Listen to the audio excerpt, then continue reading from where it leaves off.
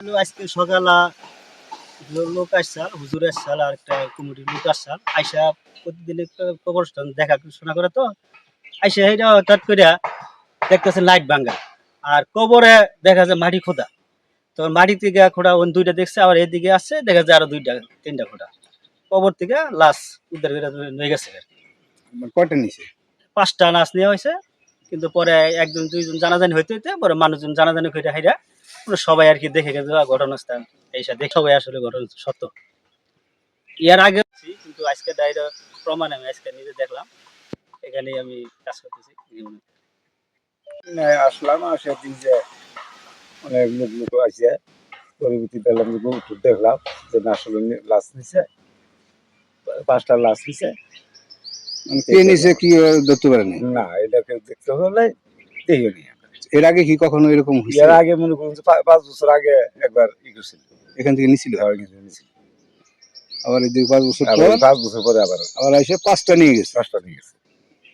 জায়গাটার নাম কি? এই জায়গাটার নাম হলো আইনাইত ডাঙ্গাইগুড়ি কবরস্থান। ডাঙ্গাইগুড়ি কবরস্থান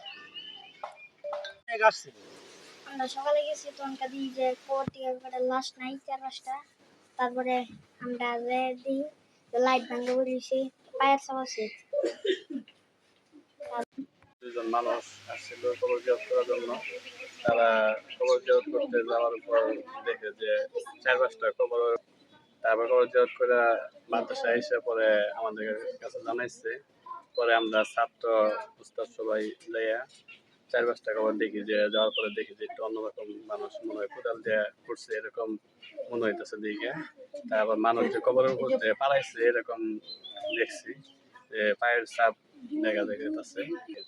তারপর সবাই মনে করতেছে যে এখান থেকে লাশ হয়তো নিয়ে গেছে জি এরকম সন্ধান পাওয়া গেছে মানে লাশ পরের পাশে যে লাইটটা ছিল ওই লাইটটা ভাঙ্গা নিচে পড়ে আছিল আপনার নাম কি? মোহাম্মদ আলামী এই প্রতিষ্ঠানের নামটা রানিয়ার দাঙ্গাই করে আরো যে অনুদান নিবন্ধন